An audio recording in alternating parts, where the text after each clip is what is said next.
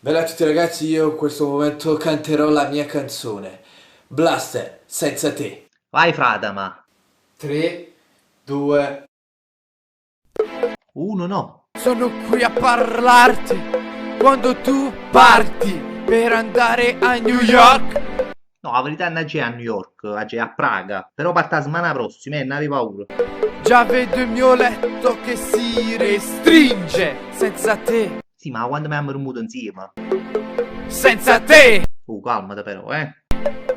Sei partita stamattina, sono esploso come una mina. Ah, ma stai parlando della guaglione? Vedere il letto che si restringe Guarda che come regola si avesse avuto allargare. mi rende triste, Ah, boh, perlomeno fai ripirito sotto coperta, grazie a Dio. triste.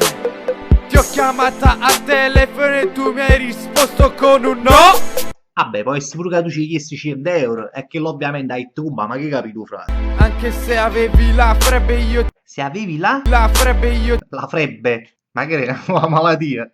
Tutti mi dicevano portala al ristorante a mangiare del pesce. Evidentemente tu sapevano tutti quanto che a esse ci piaceva. Ma è strano portare una cozza a mangiare le cose. Ora ne ho trovato un'altra. Ah, meno male, ah. E com'è? È troppo bella. Mi fa piacere, ah. Figlia di Di madre perla. e padre Pirla. Si chiama Giorgia e non fa di cognome Borgia. Ma perché ti hai chiesto se il cognome faceva poggia? Ebbene sì ragazzi, questa era una mia La tua? canzone E chiamala canzone. e spero che vi sia piaciuto Sì, assai, guarda. Penso che mo' scarica. e l'ho fatto più animata Animatissima. Penso che a casa mia sia una ballanda. e beh, grazie per le views e ci vediamo. Sperami no.